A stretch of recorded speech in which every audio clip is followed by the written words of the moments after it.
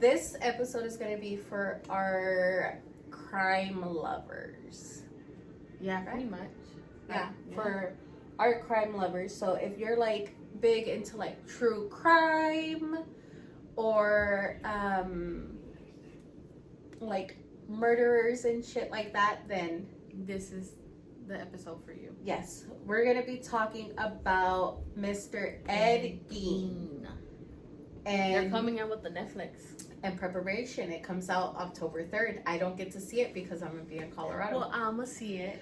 And I'm going to binge watch it. Wait. No, bitch, I'm going to binge watch it. I won't get to watch it until that Monday. Like, whenever they did Dahmer. Bitch, I binged that, the whole thing. Me too. Yes. That whole day, that was it. All it took was one day. Yeah. Yeah. I called off of work, and I sat my ass on my bed, and I was watching it. And that's so funny because I was watching it, right? Mm-hmm. And I had already seen it. And Abel had it. And I was like, he's like, well, we need a new show. I was like, okay, well. You know, I actually just tried those too. And he was like, I was like, it's pretty interesting. Watch it. Because I forgot his name. But the guy that plays, he's the guy from American Horror Story. Yeah, and that's what I told Abel. I was like, and I love him. He is so good at what he fucking does, bro. Hell yeah. He is so good. I love him in all the American Horror Stories. Yes, and all of them. So we're gonna, Abel's taking off that Monday. So we're going to Colorado Thursday, concerts Friday, then we're gonna sightsee Saturday, and then leave hopefully Sunday morning and come back.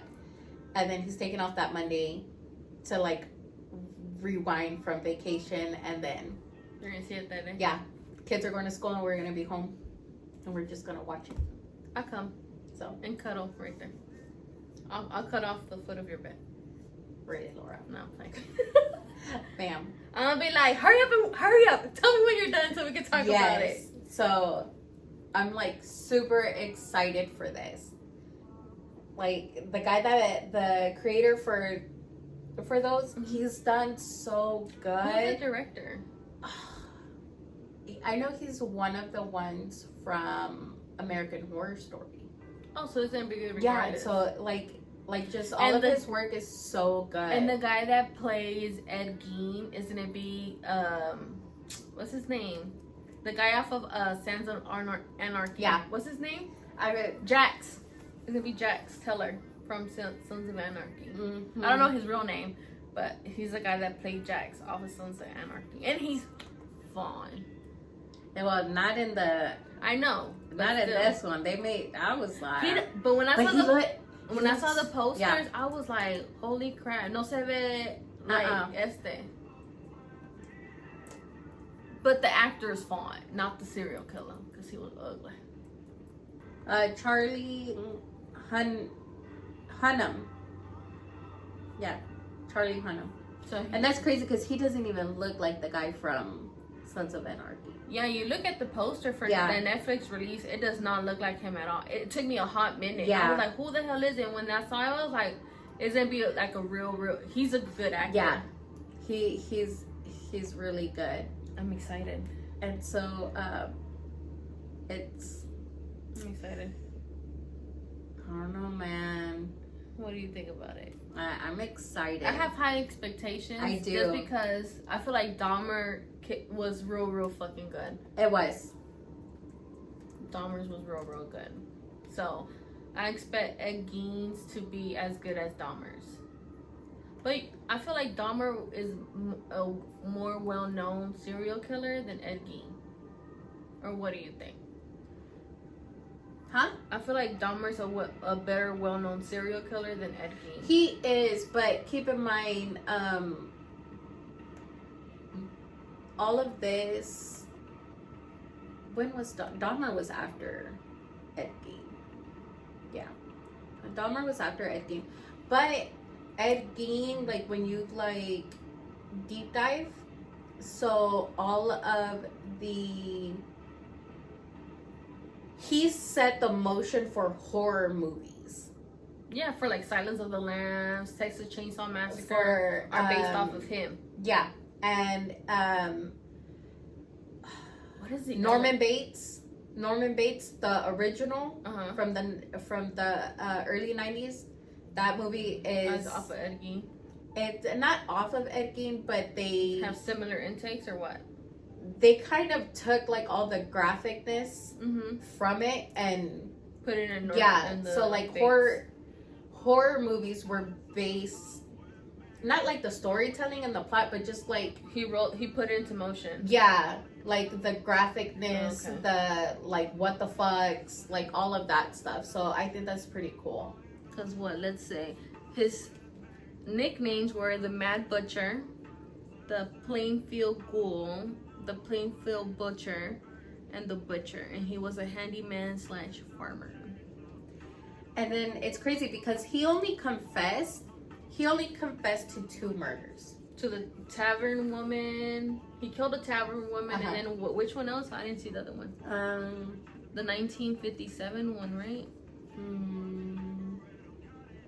Because wasn't he like also like a grave robber? Like he will dig up graves and he was a grave robber. So the span of his crimes lasted 10 years that are known of. So from 1947 to 1957. That's crazy. And he was caught November 16th of 1957. That's when he killed the last chick that he confessed to. Right? He has 2 confirmed murders, 7 others suspected, and 9 corpses mutilated, obtained by desecrated grapes. And I was deep diving. This dude made a whole belt off of nipples. Yeah. Actually, I want to say, I could be wrong. They might have moved it. But a couple years ago, and so in California, they have like this horror museum, right? And I really want to go. But I mean, like this thing has like, I want to say it had the Ed Gein belt. It had the lamp. They didn't have a lamp. The lamp. The skin. It had I know he had a chair made of a woman's skin. They didn't have all of his stuff. No, but it's like various like serial killers. Like they have John Wayne Gacy's glasses. Yes, there you go. I know. I know. Yeah. Off of TikTok. So like they have like a variety of like things. I didn't deep dive into it. I saw it and I was like, oh, that's pretty fucking cool, and I want to go. But then it's also like people were saying that the place is haunted because obviously they have in Vegas or no, in California. California. Yeah. Oh, so let's go with the Ed Gein. Let's talk about his childhood. I was looking up the crime scene photos. They show the crime scene. Yeah, photos? they got released a couple of years ago. It says that's his house. Yeah, this is a house where it took place. I don't know if y'all can see. I think we'll insert little clips of it. We'll put some. Okay, so that's his house. I'm over here trying to not sing Sleep Token. Oh yeah.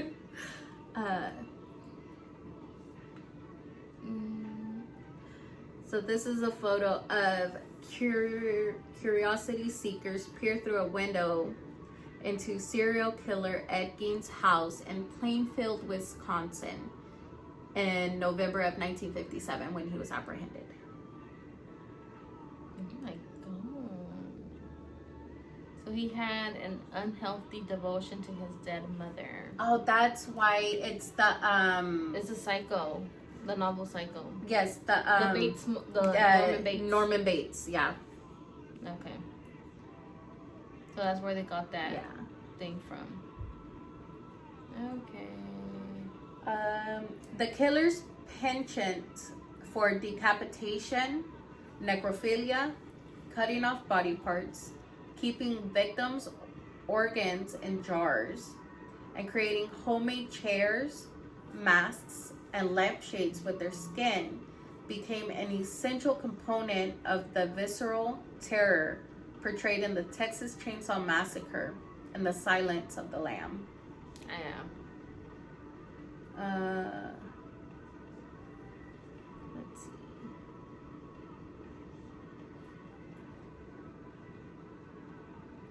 Authorities had a peek inside Ed Gein's house of horrors. See the photos in the gallery. And that's skin. A chair found in Gein's home, upholstered with human skin. What was Ed Gein's life like? What life in Ed Gein's house was like before the killings began? Dun, dun, dun. Read, Laura. Alright, it says, born Edward Theodore Gein on August 27, 1906 in La Crosse, Wisconsin. His parents were, by all accounts, a mismatched pair for such a vulnerable young boy. His father, George, was an alcoholic, which meant that the boy was largely watched over by his mother. Largely. Oh. You didn't say largely. Bitch, I was like, that's not largely. I was like, that's not how you spell it, but I'm tripping. You said largely. That's gonna be a new thing. Laura, I'm feeling extra largely today. Okay. But his mom, Augusta, meanwhile. I fucking hate you. She talks about how y'all can't type. This bitch can't read. What's that character's name that... Damn. There's a character that's last name was Augusta. The mouse? No, bitch. No. I'll figure it out. Augusta, meanwhile, was a complete religious fanatic. Though Ed grew up alongside his older brother, Henry, no amount of sibling companionship could sway the tides of an overly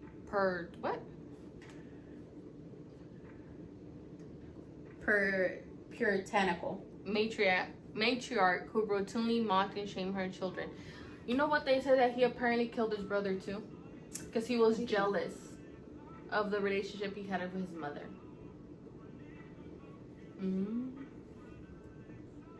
Yeah, apparently that the mom treated them a little bit different, but he ended up killing his brother because he was jealous of the relationship the brother had with their mom. It says, Augusta ruled the home with an iron fist, ideologically founded on her stern conservative outlook on life. She regularly preached about sin, carnal desire, and lust to the two young boys, while their father nodded off in a booze-induced trance. Augusta relocated the Gein family to Plainfield in 1915. Gein was only 9 when they moved on to the desolate farmland, and he rarely left for any reason besides school. This would be Ed Gein's house until for decades, and the place where he would commit his ghastly crimes.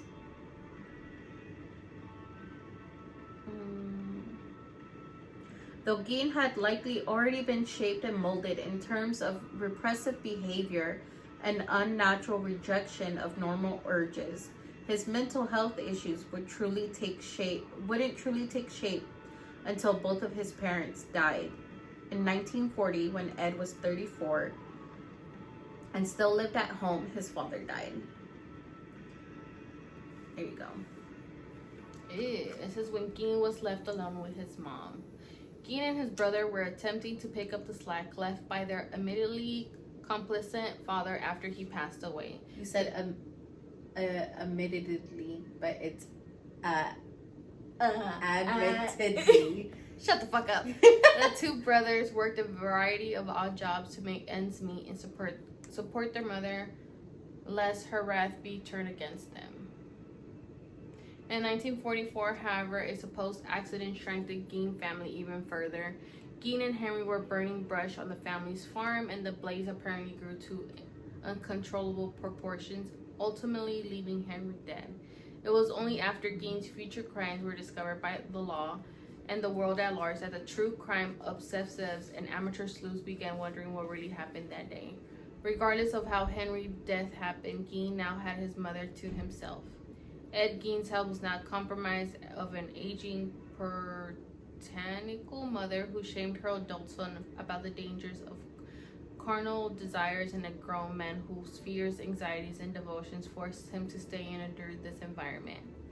This aspect of Gein's disturbed persona was most notably explored in Alfred Hitchcock's Psycho. Gein never left the house for social gatherings nor dated anyone. He was entirely devoted to his mother and tended to her every concern. Were you the one that told me about that one guy who you had a friend that went on a date with this one guy and she had gotten a bump or something? Yes. Right? Yeah, that was me. We've talked about it on the podcast. 1 year later, however, Augusta Gein died. This is when Ed Gein's legacy as one of the most psychologically unhinged, dangerous, and macrib serial killers of the 20th century began in earnest. Add some of his pictures to the screen, to the slideshow and stuff like that for y'all. And then if you want to see all the pictures, well, not all of them, but a lot of the ones that we find, we're gonna put them on our Instagram and on our YouTube channel. So make sure you check us out and follow on YouTube so you can see it. Miss Bernice Warden was reportedly missing on November 16th, 1957. The Plainfield hardware store she worked in was empty, the cash register was gone, and there was a trail of blood leading all the way out the back door. The woman's son, Frank Warden, was a deputy sheriff, and he was immediately suspicious of the reclusive Gein. He focused much of his initial investigation exclusively on Gein, who was quickly located and apprehended at a neighbor's house.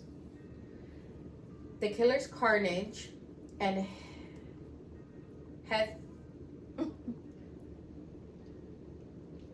we're gonna skip that word.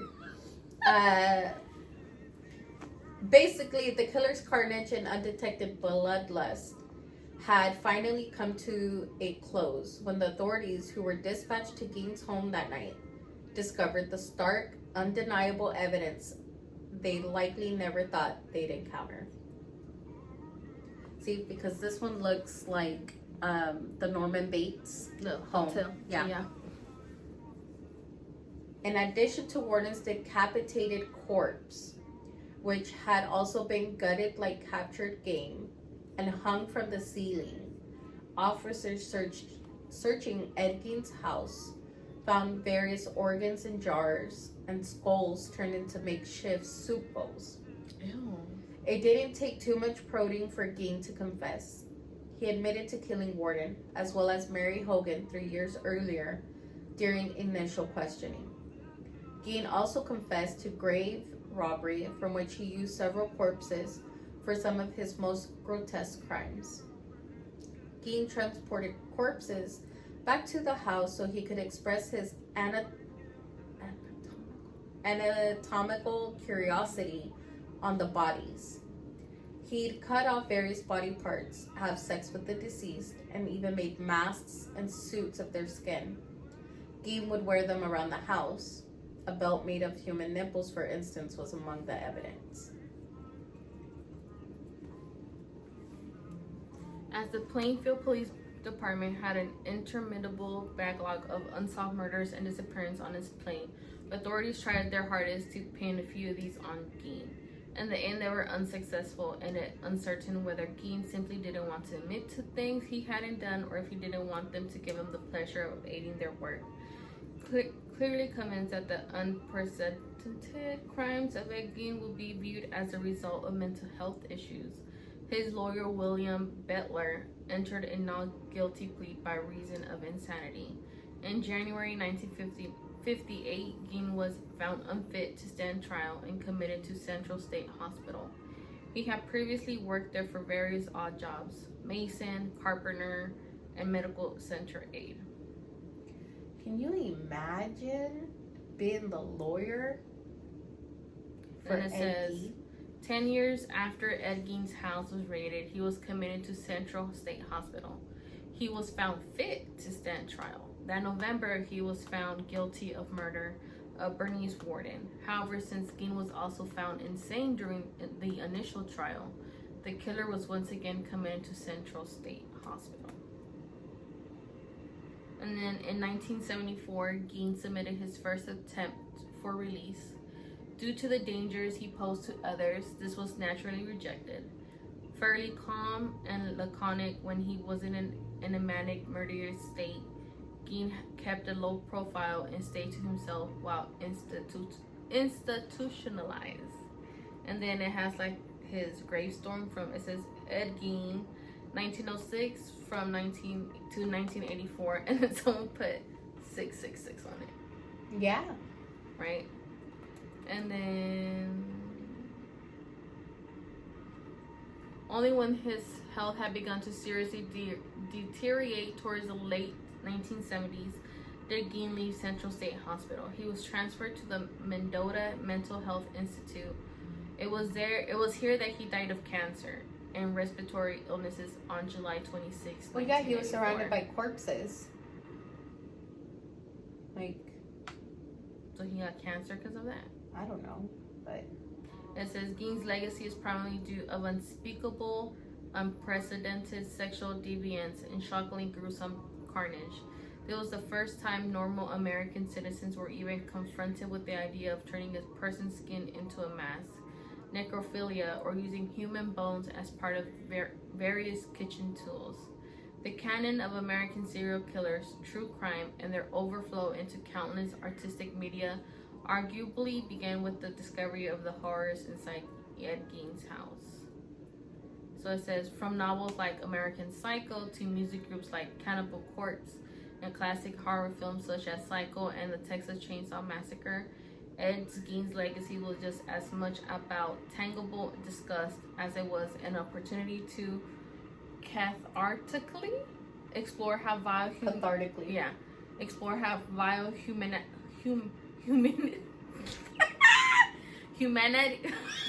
I can't speak to humanity can be from within the confines of safe artistic expression. You would think we'd be good at reading. That's crazy, bro. That is crazy. Let me see if I can find the photos, because I came across them the other day. Tell them about your friend that went out. Did. But tell them, because you said it on the third, like the first 5 episodes. Here's another refresher. This is about necrophilia, guys. This is about necrophilia. So, those of you who are new and skipped a lot of our beginning episodes, then this will be a refresher. It's a new story for you. But so I had a friend who had a friend who had a friend. Right? So she's a friend of a friend of a friend. Yes. So my friend's friend went on a date. We're gonna call her Clarissa. Clitoria. Okay, so Clarissa. Hold on, I thought you were gonna say Clitoria. Let's call her Clitoria. Clitoria. Okay, so Clitoria went on a date, right? Uh-huh. So keep in mind, so this date was like, you know, through like the dating apps and like Tinder and shit, right? Mm-hmm. So she went on this date with this guy. He was very polite. He was, you know, like the dream guy, mm-hmm. right? Everything was fine. They had a great time. They connected, everything. So at the end of the date, he walked her to her car. Stupid. He walked her to her car and he asked her if he could kiss her. And she was like, sure. So they made out. Mm-hmm. And then that was it. And that was the end of the date. She went to work, went about her day. Mm-hmm. And then she started getting like a sore on her lip. And she was like, oh, like he gave me like a cold sore or like something. Mm-hmm. Right? So she went to the doctor. They swabbed it to make sure that like it wasn't herpes or STD, anything like that. So then the results come back and she's at work. And the doctor's office is like blowing up her fucking phone. And they're like, you need to come in. Like, you need to come in like right now. And she's like, oh my God, this guy gave me something. Mm-hmm. Like, fuck, I have like AIDS or some shit. Right? I mean, she's thinking the worst of the worst, but not what was given, right? And so she shows up, she leaves work, she goes to the doctor, and the cops are there. And she was like, what the fuck? Like, why are the cops here? Well, apparently, the sore that she had is something that you get from having sex or like Just necrophilia. or touching Dead bodies. corpses and not washing your hands or anything like that. And she was like, excuse me? And they were like, yeah, like, you know, like, what do you do for work? Do you work for like a morgue? Do you deal with dead bodies? Like anything like that, dead animals? And she was like, no. And she was like, I got this after I kissed a guy that I went on a date. So then the cops had told her to message the guy if she still had like the information and stuff. And so she did, asking, you know, to go on another date and all this stuff.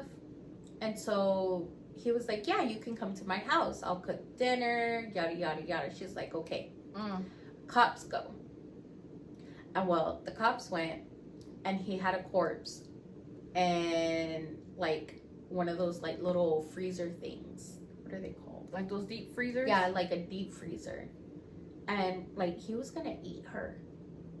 Like not the way she wanted. He was gonna kill her and then eat her? Yeah, like he was eating the like Jeffrey Dahmer style. Yes. Bitch, you know this story, Laura. But you didn't tell me this part. Yeah, yes I did. No, I you even said it on didn't. the podcast. Yes, like he was gonna kill her and eat her. Like he had like human body parts like in the fridge What and was in he the gonna deep feed freezer. her? I don't fucking know what the hell he was gonna feed her, but he was gonna feed her human probably something. But yeah, Yeah, like she she got really fucking lucky because she really liked him. Like the vibe and everything was really good. But she didn't know he was a fucking cannibal murder person. Oh, that's creepy. Like she was like, he was very polite. Like he was handsome, he was polite. So he was like Ted Bundy / Jeffrey Dahmer. Yeah. He had That's the charisma scary. of Ted Bundy. That's scary. Because Ted Bundy was handsome, he was very charismatic. You know, he had a way of like speaking to people to where you weren't able to notice that he was fucking Crazy. psychotic. Yeah. You know what I mean? And yeah, the only difference is Bundy didn't eat people. So this is like Ted Bundy and Jeffrey Dahmer had a baby. Yeah.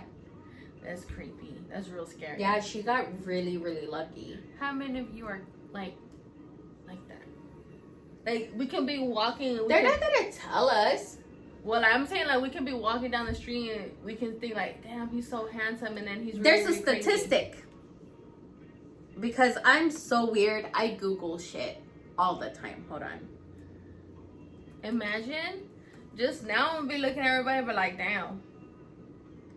Let's see. You're really googling shit up. What is it?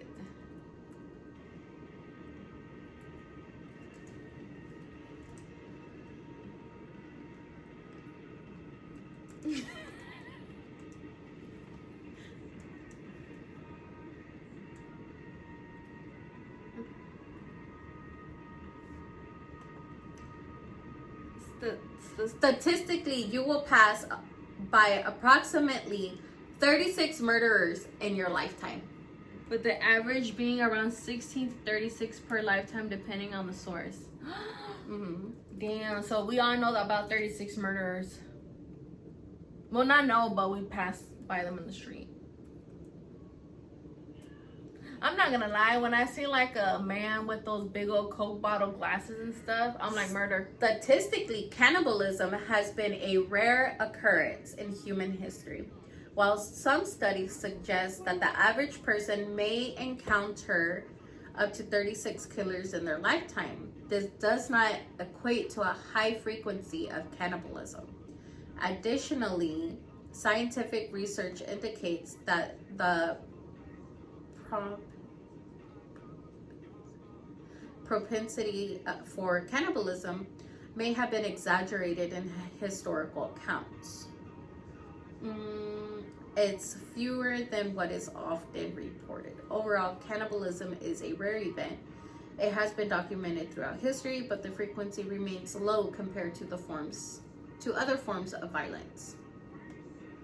Alright, guys. So if you want to know, if you guys have more facts about the whole Ed Gein situation, let us know. Email it to us. If you want us to, you know, deep dive into different serial killers, we are down to do it for spooky season. Yes. Make sure to like, comment, and subscribe this video. Follow us on Podbean, Spotify, TikTok, Instagram, and Facebook. Right? Yes. And email us at sisterhood.confessions1@gmail.com. And follow us on YouTube. Yes. Bye.